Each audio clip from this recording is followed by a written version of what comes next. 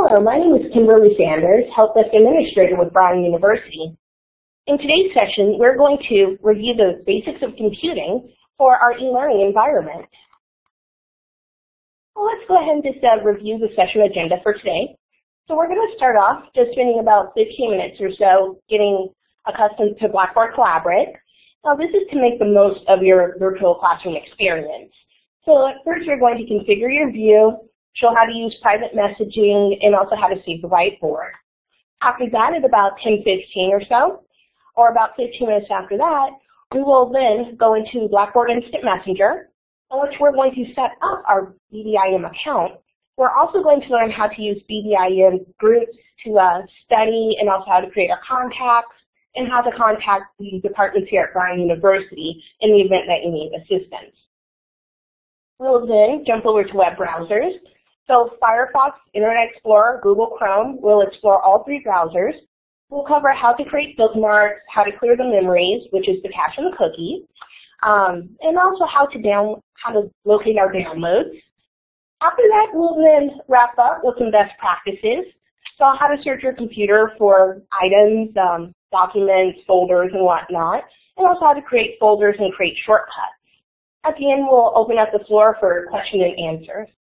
So let's begin.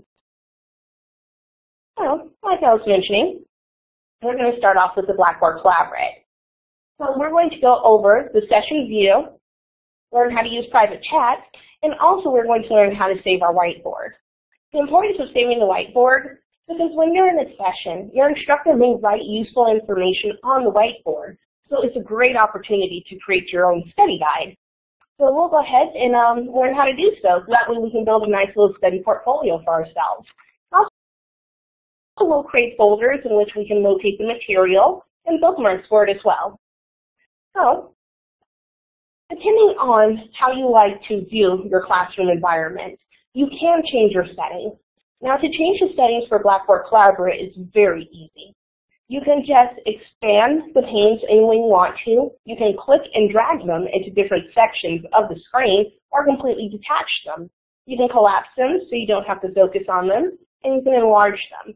So it's a great tool. So that way you can fully customize the session to your preferences. You're not just stuck with the default view. You have many options.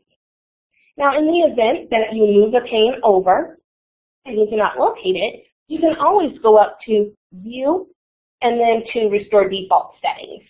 By doing so, and View will be at the top, followed by Restore Default Settings. By doing so, it will just return your screen to its default. So that's a nice little feature that's offered by Blackboard Collaborate. Now, to use private chat, it's also very simple. So as you're in the session, and if you notice on the screen here, I have a default view of the Blackboard Collaborate. So as I mentioned with these panes here, you can click and drag to expand them. You can click the arrows here to collapse and expand as well. You can also enlarge by just clicking the center icon in the upper left corner, upper right corner of your Blackboard Collaborate session. If you wish to privately chat with your instructor or even with another session participant, simply double-click their name in the participants window. Down below, you'll have a tab with their name in which you can then go back and forth in a conversation. When the person is typing, you'll see this icon here, a dialogue icon. Once they have sent the message, you'll have an icon similar to the one down here below. So you'll see a little bubble cloud, as shown here with the tab for Room. So it's a very nice option for you. So that way, if you have a question that, let's say you're not comfortable asking in front of the class, you can just double-click your instructor's name and then just ask it privately. So it's a nice little feature that's offered. As I was mentioning, at times the instructors may write additional information on the whiteboard, so you have the option to save that information. To save the whiteboard, it's super easy. So you want to click on File at the top of your screen, followed by Save, and then click Whiteboard. You'll then receive this pop-up, which will ask you exactly what you would like to save. So you can save all pages, the current page, or you could select pages you wish to save. So let's say your instructor has, I don't know, about 70 or so slides. And out of the 70 slides, there's only 5 that truly count to you, or truly matter. So just click on, you'll click on the selected page, and then you'll click OK to save that page. Or if it's just the page that you're currently looking at, you can click on Current Page and save that as a single page, and click OK. After you click OK, you'll have a window that'll pop up that'll ask you, where would you like to save? So here's where you can either select a folder that you've created, click your desktop, or click Documents, then just give it a name for the file. After that, you'll want to click the drop-down menu. As you can see here in the drop-down menu, there are a few different choices. So you have the option to save it as a whiteboard file, as a protected whiteboard file, as a PDF, or as a PNG file. If you're attempting to save the whiteboard from a session, you will always want to save it as a PDF. And that's because it is the easiest to open.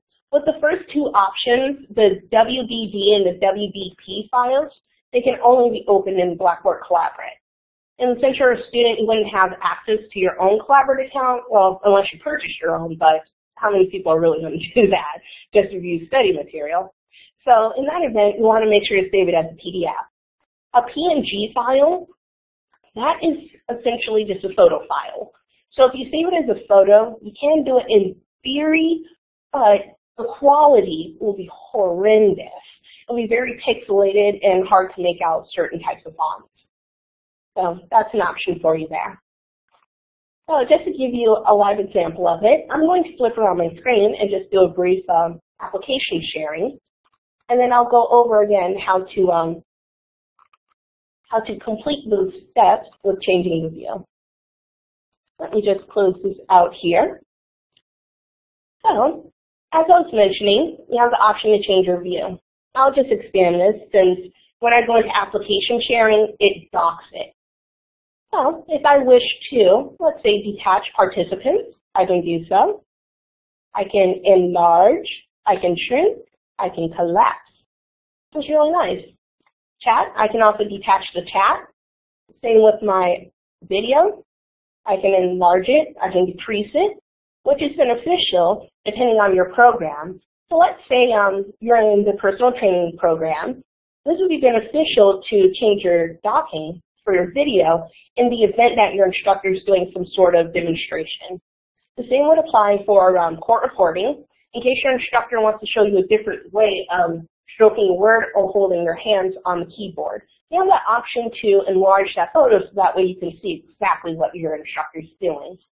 In health information or health information technology, I should say, you can also use this as well. In case the instructor would like to show you some sort of document, if it's too small to see, then by all means, enlarge it.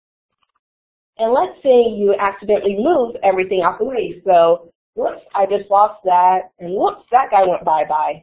So, where are my items? So this could look a little weird, a little scary at first, but rest assured that we can easily recover it by just going up to View and then Restore Default Settings. And there we go, we're back to the default. And like I was mentioning, with the whiteboard, very simple to save your whiteboard. So you'll just want to go up to File, Save Whiteboard, and then select what you would like to save from the whiteboard. So if you want to save all pages, you can select all. Current will just save whatever page is currently on your screen, or selected pages. We'll open up a menu and allow you to just click, hold down your control, and keep clicking and select the pages you would like to save. So let's say I would like to save the entire session. So I'm in there, my instructor's writing great info on all the slides, and it's, whoa, this is good stuff. This is stuff that's not in my textbook, and it's not in any of the presentations. So with me, what I would do with my Collaborate course, I would always just go to all pages, click OK, give it a name. So let's say, click in here first, class info. Make sure that my file type is set as PDF. Then select where I would like to save it, and then click Save. After it saves the data, We then have the option to, once it's complete, minimize, and bada bing, bada boom. There we go, class info. So I'm able to open it up, and the beauty of it is that it dates and stamps it at the top. So if you have a bunch of them that you open up and you kind of name them like 1, 2, 3, or name them by the date, there's no need to worry about what class you save the information from because it will show the name of it from the Blackboard Collaborate. You just have to scroll down and you'll see all the material that you saved from class. So it's a really neat little feature that we offer here. So that way you can go back and study at any time. A lot of times your classes will have the slide from the session under that shell. So it's usually under your resources section. But again, if your instructor writes information on the board and it's information that's not in the textbook or it's not in those slides, then I highly, highly suggest to save that whiteboard. It's just the best study practice for you. So now that we've covered that, I'm going to flip back over here and stop the application sharing. And we will then move on to the next topic. So next we will go over Blackboard Instant Messenger. So with Blackboard Instant Messenger, if you have not received your login yet, just email helpdesk@bryanuniversity.edu, and then we'll go ahead and send you out another invitation so that way you can get in. But to create the profile is very, very simple. So let me backtrack a moment here. So to create the profile, and I will actually flip back to the application sharing in a moment, you actually have to use the link from the email. So it's not a website that we can direct you to. It's not something that we have a direct control over.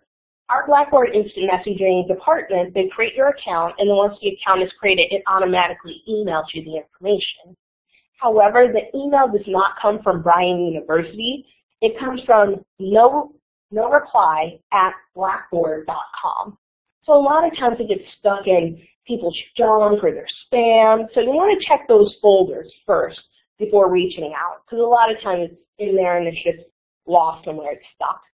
Now what you can also do is once you're in your email, just go to the search field at the top and just type in Blackboard. Hit the search and it'll bring up any email that has the word Blackboard in it, which is another convenient way of locating that link.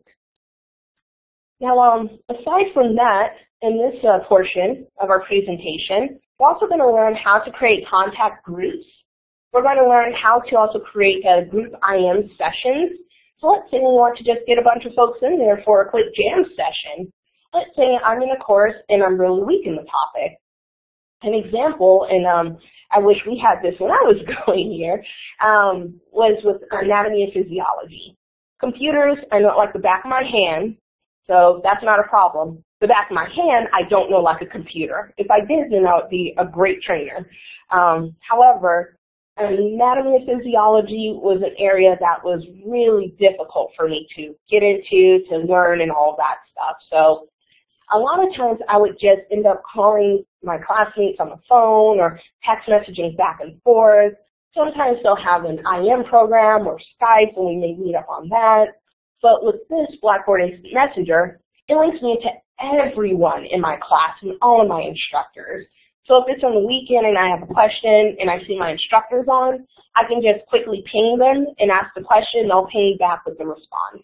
So it's a beneficial tool to use. Now also in the Collaborate session, we'll also learn how to use the IM to collaborate with audio and video and how to log into our online offices here at Bryan University for assistance. So let me go ahead and flip around my screen and we'll get started with creating the profile. So it's just one moment here. Grizzy.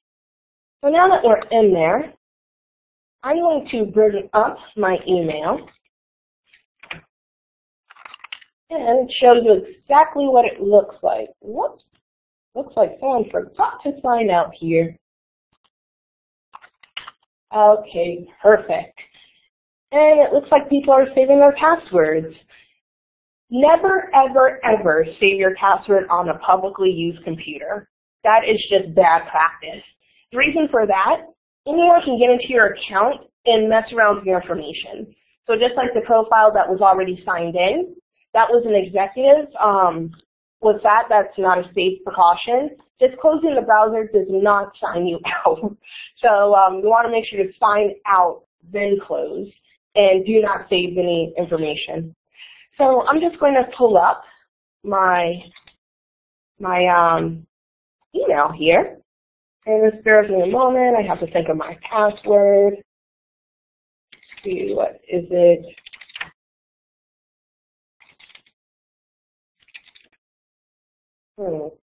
I'm just thinking, what is that password? Can I get them here? Okay, it appears I can't recall my password at the moment. Let me see. I know it's an easy one. All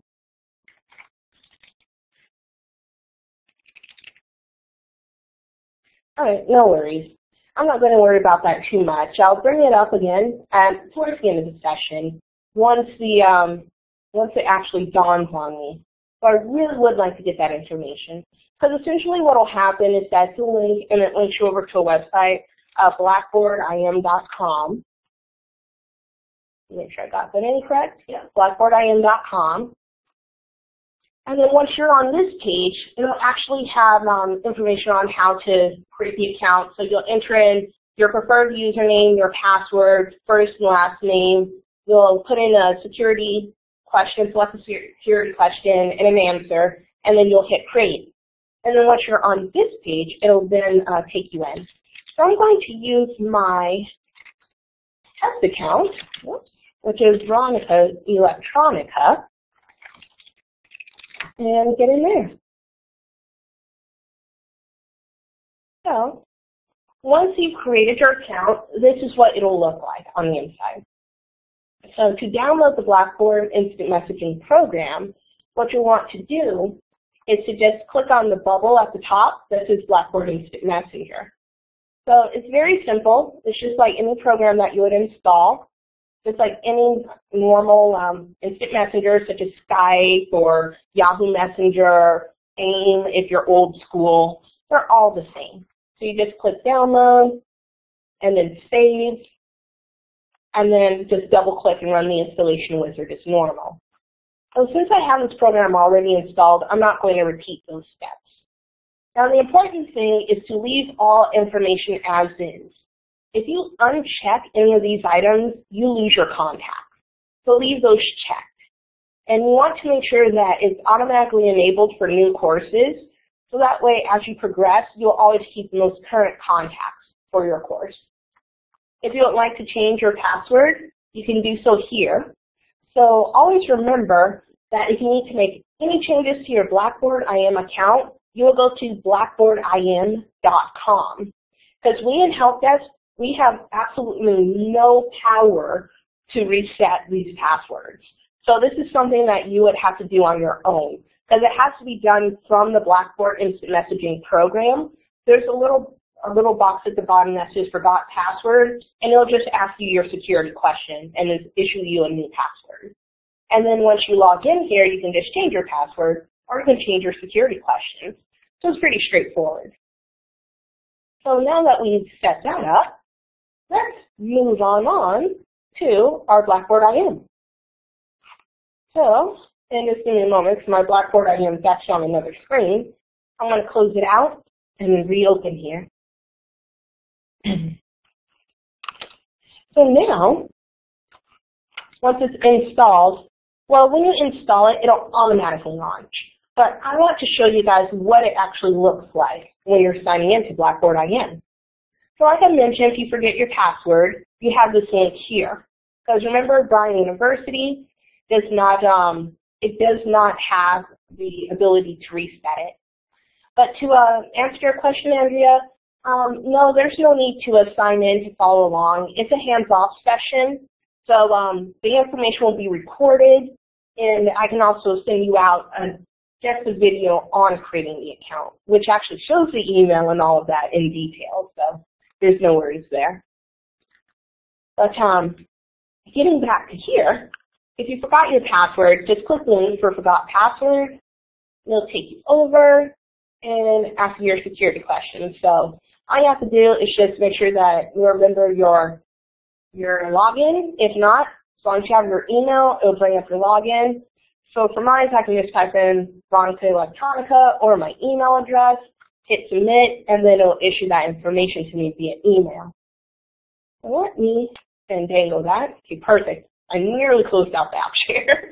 So let's see. Veronica Electronica and my lovely password. And then boom, I'm connecting. So, hurrah! Now we're in here, okay? So the first thing it's going to land you on, it's going to be the contacts page. So with contacts, it's these are the people that you will add. A lot of times when you first sign in, it will be blank. It'll just have a little paragraph there saying, get started by adding contacts, so on and so forth. So for this next session, I'm going to just pause it right here and then flip back over to my slideshow. That way it gives a little more detail. So the first thing a lot of people like to do when they have their IM signed in is to create their actual profile. So creating the profile is super easy. You just have to click the icon with the little icon for your photo. It's usually just that little gray cutout of a person, you know, the little, like a Gumby-like character or something. So you'll just click that little fella, and it's right next to your username and your name, so you'll see it. And then once you're over here, you can either drag and drop a photo into that section, or just click Change Picture, and then just navigate through your computer to locate the picture you want to add. Additional to that, you can add in your email, a little brief paragraph about yourself, a little introduction. Hey, hi, I'm student ABC. I'm in program 123, and I'm glad to be here, and nice to meet you, so on and so forth. After you get all that information in, you can also, make adjustments to your appearance, your activities, also set privacy and all that, so it's a nice feature to go in there. And I do highly recommend to just play around with your IM program and collaborate, because with these items, you can't break them. So if you go in there and click, get click happy, I'm click happy. I love clicking. Clicking's fun. So if you're click happy like me, you're like, okay, what did I do? Don't worry. You can just, restore the session or so, and you'll be fine. You can reach out to us if you're not quite sure how to do it, and we'll guide you through it. Now, once you've made all your adjustments in here, you're going to click OK, and it's going to save it. And then that's when you'll see your little photo pop up here, where you're all bright and happy and smiling, and yay, I'm a Blackboard IM! And it's fun. Not that fun, but, one could only wish. So, there you go. Moving along. Now, if you wish to add someone to your contacts list, like I had just shown previously when I had signed into my Blackboard IM account, you'll just go under the Classmates tab. You'll click Classmates, and underneath you'll see all the people in your class. So you just have to click the little plus sign at the end of their name, and like I have here for Angela, and then the plus will turn into a smiley face. Everyone loves smiley faces. And that was a little creepy. Okay, I'll admit that was a little creeptacular. So, turn it into a smiley face, and then that places it under your contacts. So it's really cool. Now, also, in the contacts, you can create groups. So, to create a group, you just go up to People, click Add Group, and then create a name, and then click Add. So it's pretty straightforward. It's honestly just like Skype, just like Yahoo, just like all those guys. They all function the same.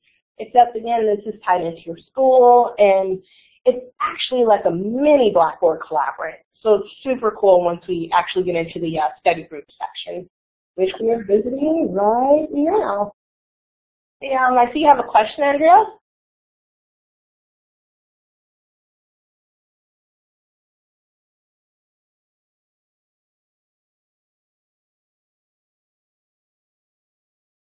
Oh yes, the microphones are disabled for this session, but you can type in your questions. We're going to have a Q&A session at the end, or you can ask any question under the stars, and I will answer it.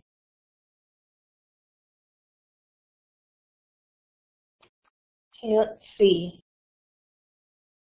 Okay, we are usually online in Blackboard IM Monday through Friday from about 10 a.m. to 7 p.m.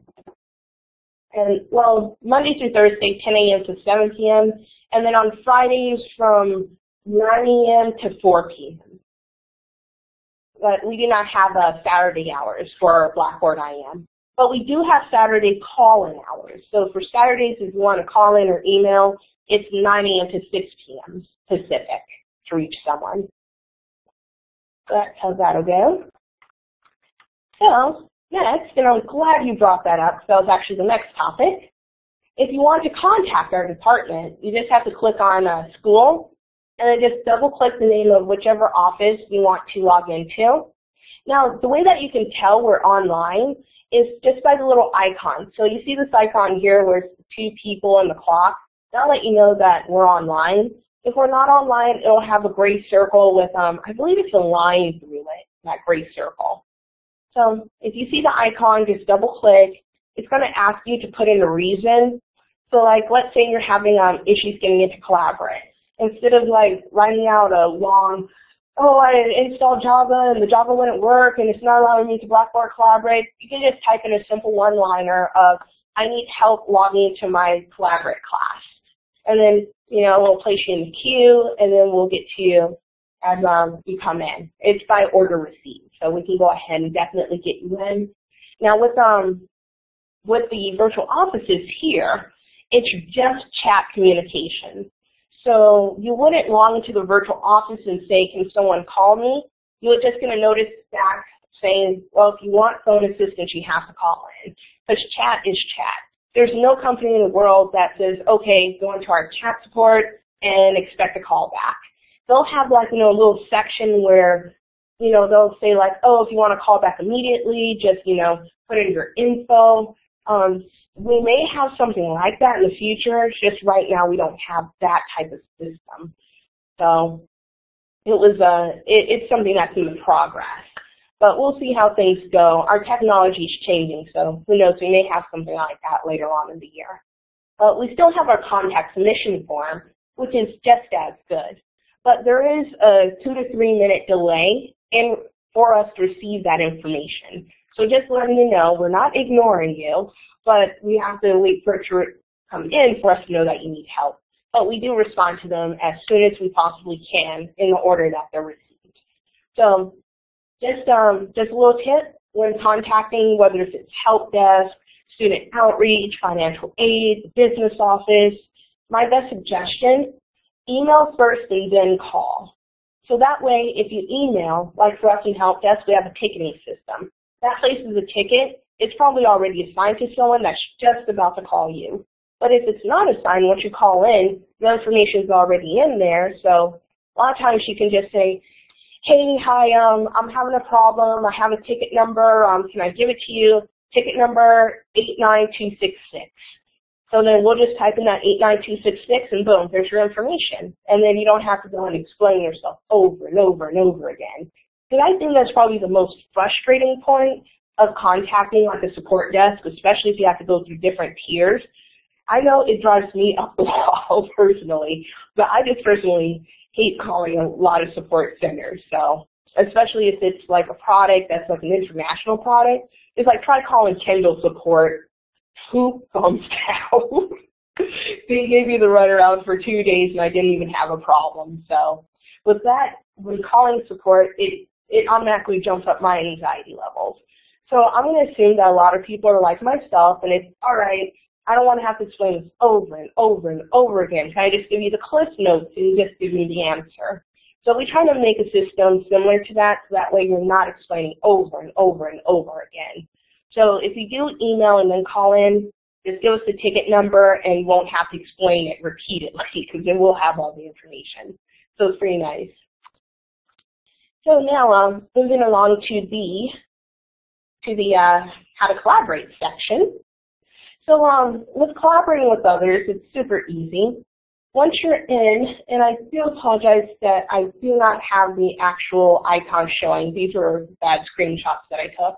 But there is a little icon on the messages that has a little whiteboard, kind of like the ones at the top here in the upper left corner of this whiteboard. So you see how it has the box with the little squiggly paper, the two cascaded, and then the box with the globe. Well, you have those same features in Blackboard Instant Messenger.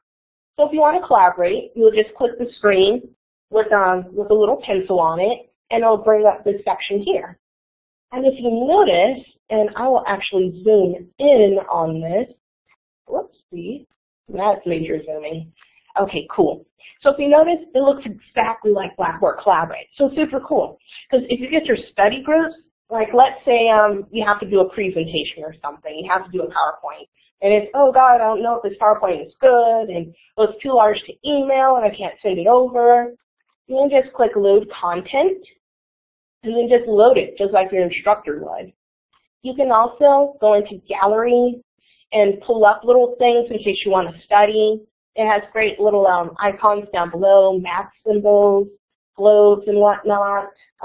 On here, we kind of got a little click happy with the icons. So the little dollar bill, the little car, the plane, and all that, it's all in there. So you can still have fun while learning, because you want learning to be fun, because you remember fun things. You don't remember boring things. It's like Ben Stein. It's like, who really remembers Ben Stein from like the Wonder Years besides, on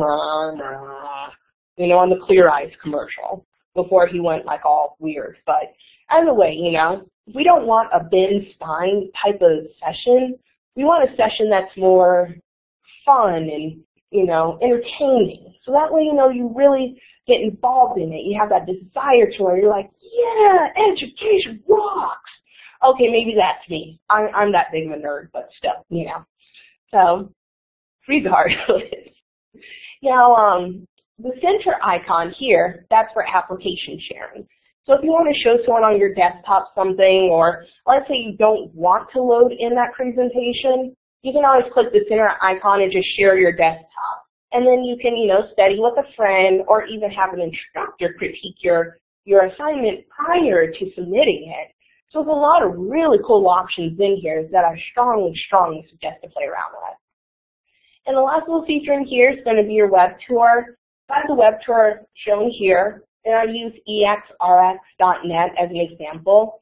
And this is a really cool fitness site and whatnot, so it gives you a lot of tips and tools and all that good stuff. So let's say you're with a friend, you're like, hey, I found this really cool website with these super awesome tutorials. You want to check it out?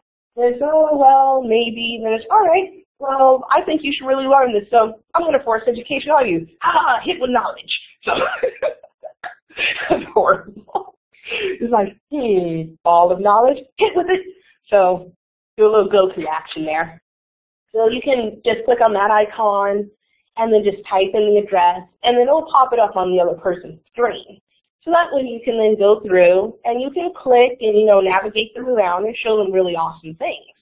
So that's where I feel that it's really beneficial. And also, when you speak with your instructors, because a lot of instructors will use this as well for, study sessions, one-on-ones, you have that ability. So it's really cool. It really, truly is, and I really wish we had this when I was going. Now, also, and here we go. Now I have an actual full view of the IM screen and what it'll look like.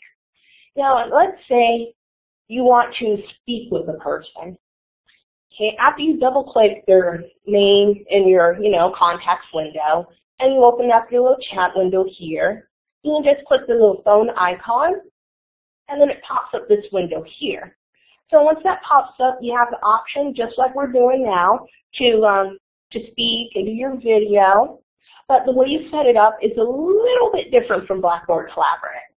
Because it won't default whatever you have set for Blackboard Collaborate. So like let's say you're in a Collaborate session and you have all these questions after class. And your instructor's like, all right, if you have any questions, comments, concerns, just ping me. So you're like, all right, I'm going to jump on the old IM. So you jump on like, yeah. Gonna pay the instructor and get some menses. It's gonna be good. Okay, I'm way too hyper for like a help desk person, but I had down like a Starbucks coffee part of it, so sorry.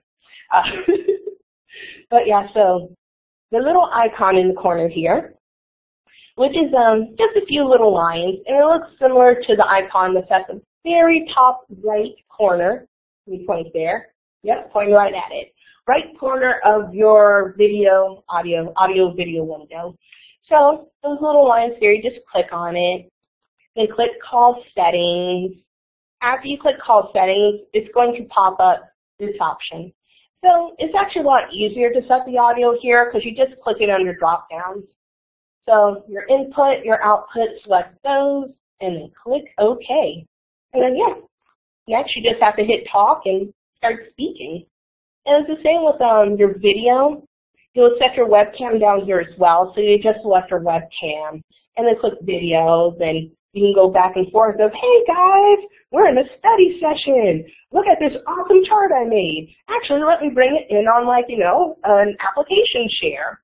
So it's really cool because you can do this with multiple people. So you're not limited to one person. Actually, I don't know how many people you can max out on, but I'm assuming that you can do like 100 or so. I'm going to assume. But our classes typically do not have 100 participants in one class, because that would be, wow, that would be a nightmare to grade, but no worries. So it's really cool to get in there and then do group session. So before we get on to the next section, the next section, I'm going to application share and just give you a quick example. Okay, so I'm over here, and let's say I am the lovely Adrienne Savone. I can get this to move over. I will send her a quick message. Hey, Adrienne, just wanted to say hello, and you are awesome. And yes, I do sing when I type, which sucks. So I have that option to do so. So I just pinged her. If I want to give her a call, I can click the call, and it will ring on her end. So it's not like it just pops up the call box. It actually rings when someone hits call. So that's the cool thing. And then whiteboard, if I want to do the collaboration with her, I can do so. I can just click on it, and I'll start it up. And, you know, it's pretty nice. If I want to bring in more people to our chat, I'm going to do so by just going into People, and then Add Group, and then, or actually, no, that's not correct. Actually, no, that is correct. I'll go into here, and I can do Add Group, and then I can add in, oh no, I'm sorry, Tools, and then Group Chat, and the new Group Chat, there we go. So I can do that, and then I can bring in, let's say I want to bring in Tina, let's see, no, sorry. Hello world. Chat name. And then down here is where I type the person's name. I'm going to bring in Tina Hamilton as well. And just click invite, and then boom, we're put into a little mini session. And this is also what it will look like if you try to get in with one of our departments. This is exactly how it looks. So I can then type to her. And just let her know, oops, I am so fast fingering everything. Just let her know that I'm testing out the group chat. So I could do that. If I wanted to do a whiteboard, I can do so. If I want to call and do a group call, we can do a group call with everyone. Now, if the person hasn't accepted it, excuse me, if they haven't accepted the invitation, you'll just see it spinning here. So if you want to just exclude them, just hit the yes, and it, you know, you can just close it out, and it'll cancel out their option. So it's really cool. So I just went ahead and canceled out her invitation. So so that's what you can use so you can get into contact with others. So just give me a quick second to just type something to Tina.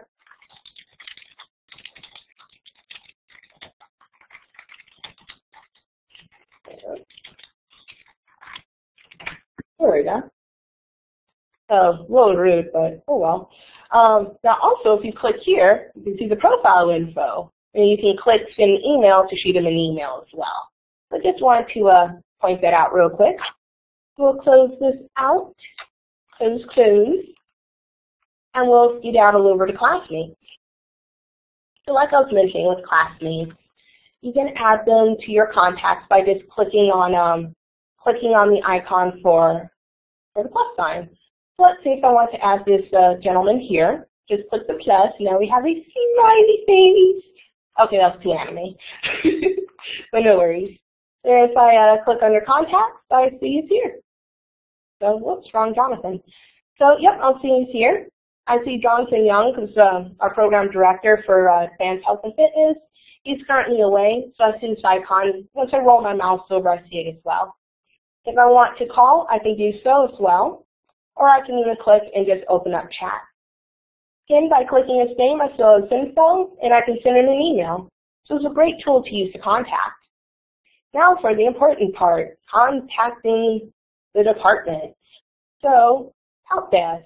We're currently open. So I'm going to just log in and say, portal log in help, please. Oops. I always get that O capital as well. I'll just close this so that'll stop popping up. But as you can see here, it lets you know that we'll assist you as soon as possible. It gives other information, so such as with items we do not support, it'll have it listed there, and their contact information, our website, and also our phone number and email in case you want to go a different route of communicating with us. Once the representative starts speaking, or typing I should say, you'll see the little pencil. That's pretty nice. And again, I can click on the side and see their information, highlight their name, see their information, and it's super cool. So that's some of the tools there. And also one thing I want to point out, because since I keep going, smiley face, the emoticons are super awesome. I love these guys, especially the thumbs up. So that's probably my favorite emoticon on here. So I'll give the agent there 2 thumbs up. Let's see. Thanks. And also with these, with login, a ticket will be created. Because we see a list of who logs in, so even if you log in, and let's say we're on with a person for an extended amount of time, once your name pops up in the reason why you logged in, we'll create a ticket anyway and have someone contact you via phone. So it's not like you log into chat support and you're like, oh my God, I've been sitting here for 10 minutes, 10 minutes. It's like, you know, if we see it, we're going to create the ticket and then, you know, have someone reach out to you via phone if that's the case, if the chat support's taking too long. Or even if you sign in and sign out, we'll have someone reach out via phone. So either way, we'll get into contact, we'll get you set up, we'll get you squared away. That won't be a problem. So I'll go ahead and close that out and conclude that portion of the Blackboard IN training. So let me just stop that, close this guy, and let's return. So now that we've gone over those, next we will jump into our lovely web browsers. Woohoo! So in this section, we're going to learn how to create bookmarks, how to clear our history, which is cache and cookies. In clearing history, I recommend doing this before you take any quiz.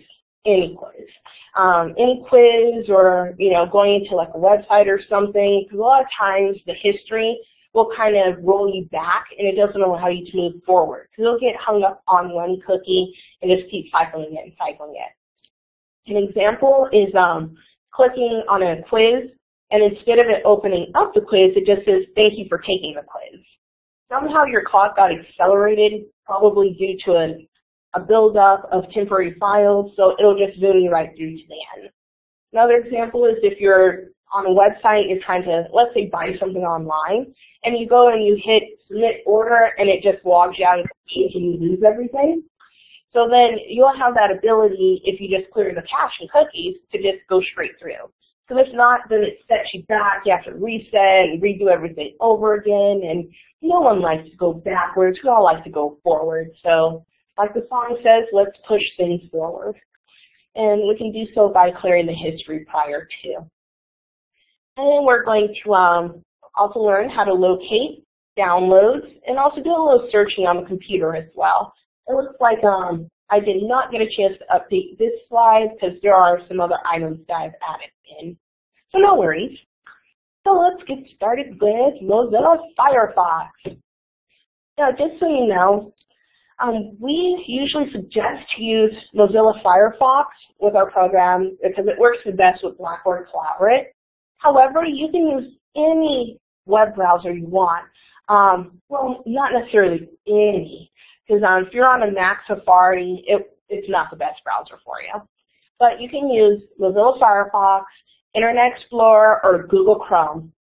I suggest if you're having problems with Firefox, use Google Chrome, because it's pretty straightforward and it's now compatible with our systems, so you shouldn't have any hiccups. The only difference with Google Chrome is once you go into Collaborate, you have to click it to actually open it. It doesn't auto-open. Only difference.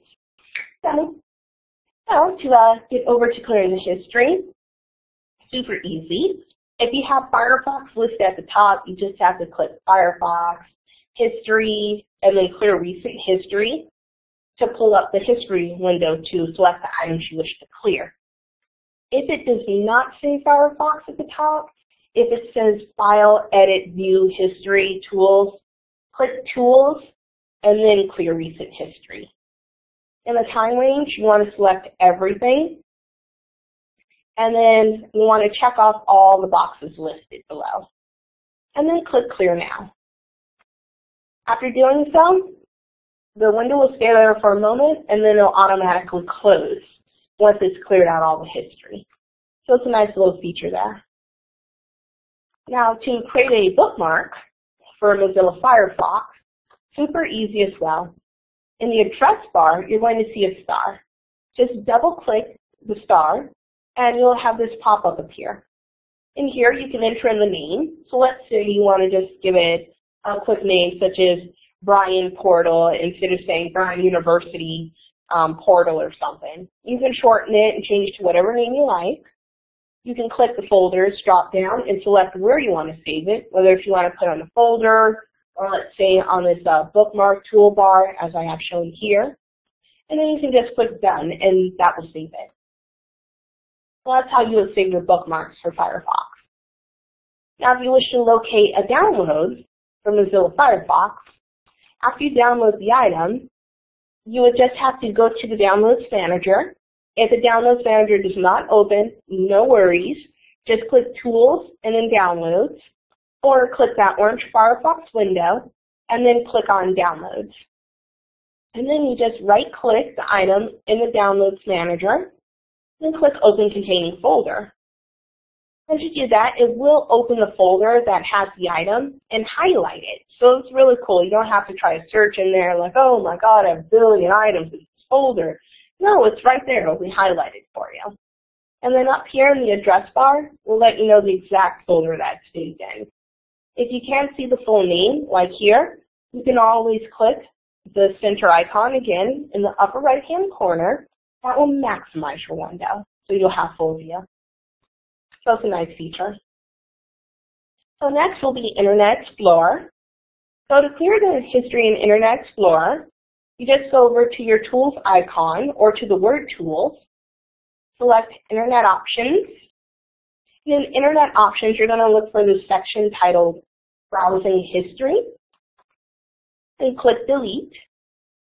And then you'll want to check off boxes for temporary files, cookies, history, download history, and ActiveX protection data. After you have those selected, click Delete. And once it's finished, you'll get a pop-up at the bottom of your screen that'll say that your history has been cleared.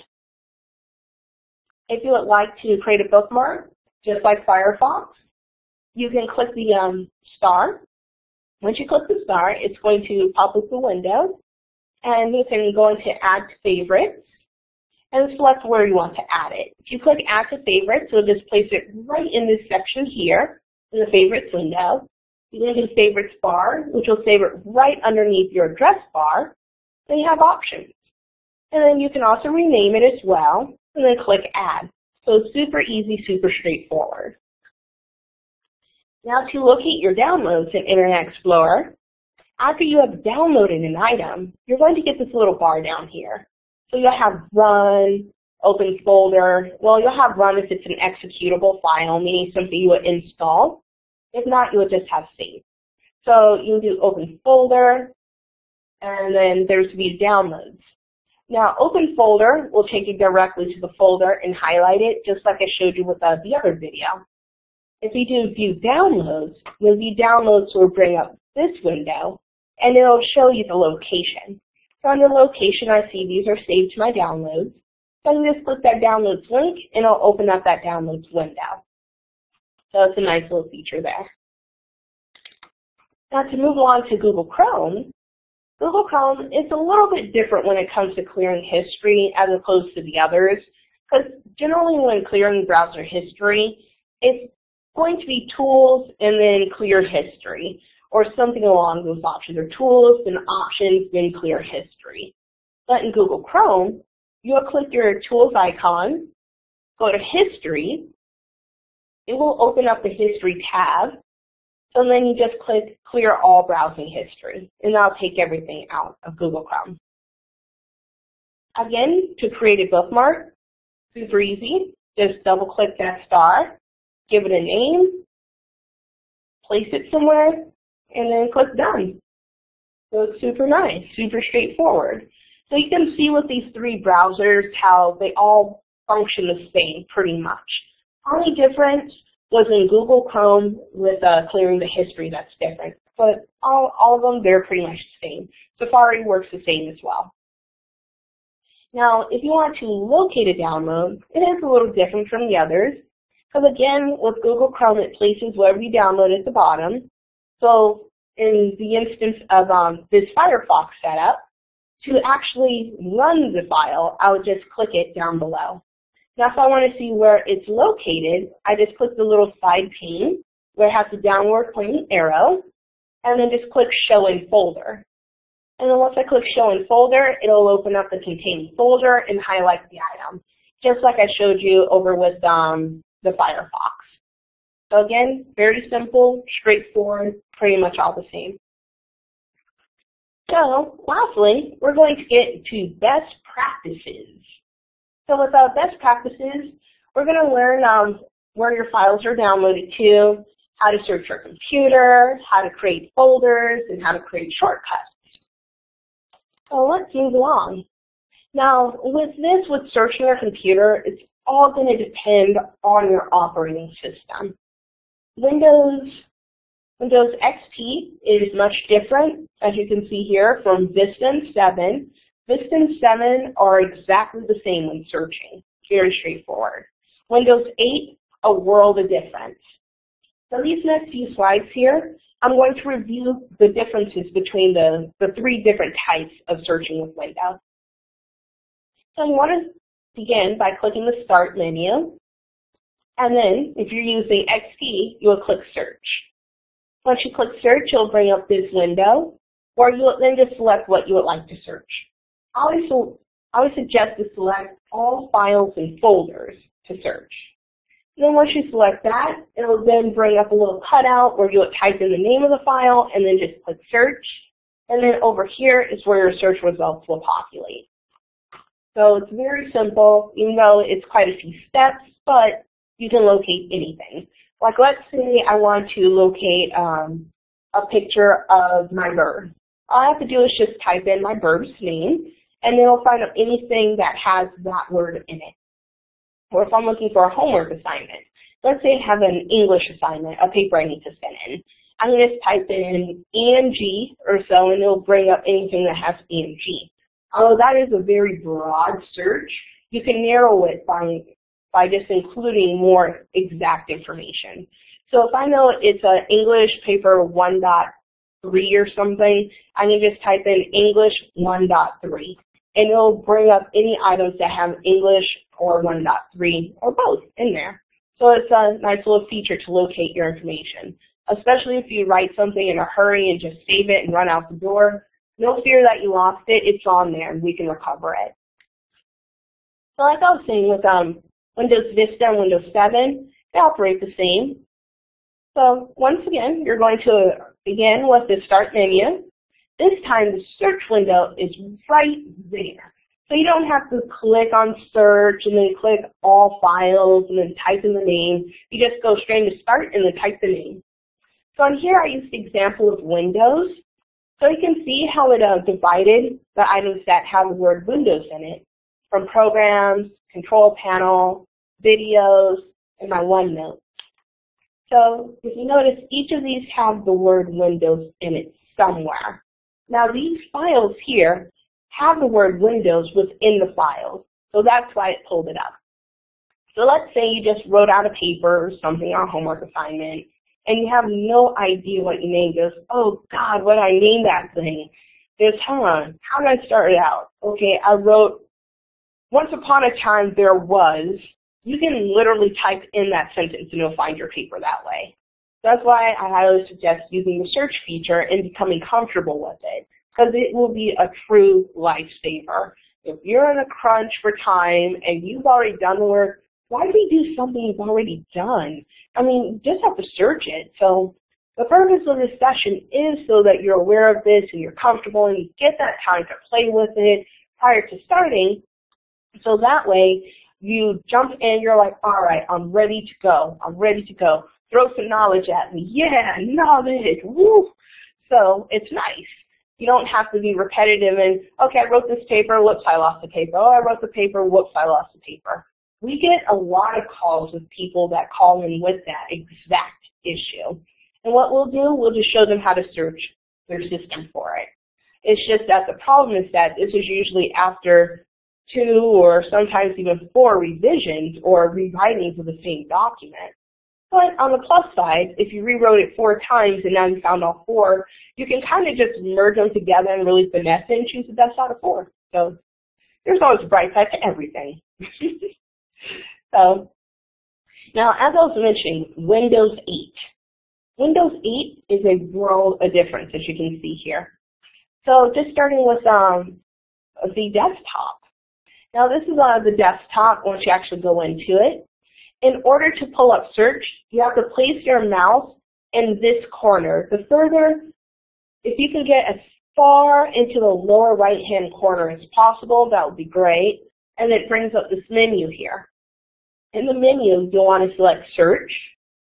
Then it brings up the search window, which you can type in the name of the item that you wish to search, either the name or part of the document, something to that effect. And then just click the little magnifying glass. We'll actually start to populate a search list as you're typing. So you'll see down below how many apps with that name, any settings with that name, or files. So if you click on Files, you'll see all the files here. Since I searched for Firefox, Firefox is an application. So I will see all the applications with Firefox. If there are other items such as music, maps, mail with that info, it'll populate down here as well. So super easy, but again, it's a little different because it's Windows 8. That's how that'll function. Now I'm locating your files. Now locating your files, if you're just writing out, let's say, a Word document or so, you just type it out and then do your save. If you're not sure where it saves, just know that by default, it'll be in your Documents folder. If you're using XP, or pretty much XP, Vista, or Windows 7, you just have to go to Start and then My Documents. Now, if you're looking for a download, such as this here, you would just click the Downloads folder, either in the pane or in the middle of the My Documents folder. And then once you go in there, you'll be able to locate any items that you've downloaded. Same with Vista and Windows 7, Start menu, Documents, Downloads. Very straightforward. Now with Windows 8, there's many ways that you can locate your downloads from Windows 8. Because again, it's much different from all the other versions of Windows. So what you'll do, the easiest way of doing it, in my opinion, is to just right-click the Explorer icon, go into File Explorer, and then you have on the side Downloads, or you can even go into Documents, and then find Downloads. And then you can just double click in there to find the items that you've downloaded. Now if you wish to create a folder, all you have to do is just go to where you want to create the folder, right-click in an empty field, go to New, and then Folder.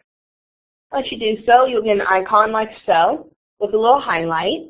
And this highlight just means that it wants you to enter text. So it's giving you the option to rename that folder to something that's more to your liking. So like with me in particular, the way that my computer is set up for school, okay, I have a school folder, so it has the name of my school, so ASU. And then I have subfolders broken down by each topic. So if it's like a political science class or so, you may say like POS 482 or something. And then underneath that POS 482, I'll then have subsectors like Lesson 1. And in there I will have copies of my homework I've written out. After I've taken a quiz, I usually save my, I save the quiz after the graded quiz so that way I can review and study.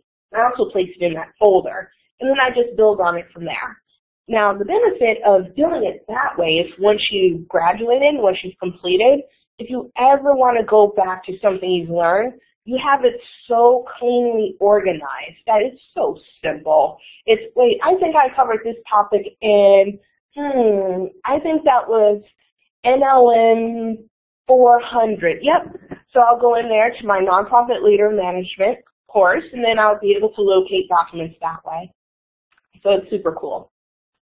Now, also, if you want to create a shortcut, let's say you put all these items over in your documents. So what I normally do, I actually drop mine in a Google Drive folder, so that's where I keep all my homework. So that way, if I'm on the go, I can then just use my tablet, just download my stuff off Google Drive, and then continue working on it. So I have a USB, a Bluetooth keyboard for my tablet. So I set it up like a little 7-inch laptop, and I just pull it out, do my work, save it, close it back up, because again, it's just a tablet, so it folds closed like a book, and slap it back in my purse. Boom, homework on the go. But that's just me personally. So what I would do is I would open up my Google Drive folder, I would then create the folder in there, and then I would put a shortcut to that folder. So let's say school name. So say I put in my Google Drive a Bryan University folder. I would then double click on that, highlight that Bryan University folder, and in this example I use Downloads. I would highlight it, right click it, go to Send To, and then Desktop Create Shortcut. So that way it's a shortcut on my desktop. So I don't have to go through Documents, then Google Drive, and then Bryan University, and then the class name and all of that. No, I can just shortcut it to just Bryan University from the desktop. And that's beneficial in the event that you have to upload assignments. You don't have to do so much navigating. Shortcuts it. And you can tell it's a shortcut as you see the differences between these two icons just by the little arrow on the side. That lets you know it's a shortcut to it. It's a faster way. So it's really nice. So that's pretty much the material that I have for you all here today. So if there's any questions, comments, or concerns, feel free to type them in the chat window. If not, you can direct any questions, comments, or concerns to helpdesk@bryanuniversity.edu or give us a call at 888-355-1546. Again, my name is Kimberly Sanders, Help Desk Administrator with Bryan University. I hope this session has been beneficial. We will have more to come in the future that go over more beginning items, which will build up from beginning to intermediate to advanced. And the sessions will be great. And I look forward to you all viewing these recordings or joining me live in a session so that way I can provide you with the best information to make sure that you're successful. So that's our goal here. We're here to liberate your innate greatness, and we're here for you. Like Larry H. Parker, we will fight for you. And make sure that we get all the information that you could possibly use to make sure that you're successful, not only in school, but outside school in your employment, in general life, and just pay it forward to others. Because we're all students at one point. So we're here to help you, just like someone's helped us, paying it forward towards you. So we just want to make sure that you're informed, up to date, and, you know, on the latest cutting edge of technology, because that's who we are at Bryan University. We are the leaders of educational technology, so with us, you'll definitely stay ahead of the curve. So once again, Kimberly Sanders, Bryan University Help Desk.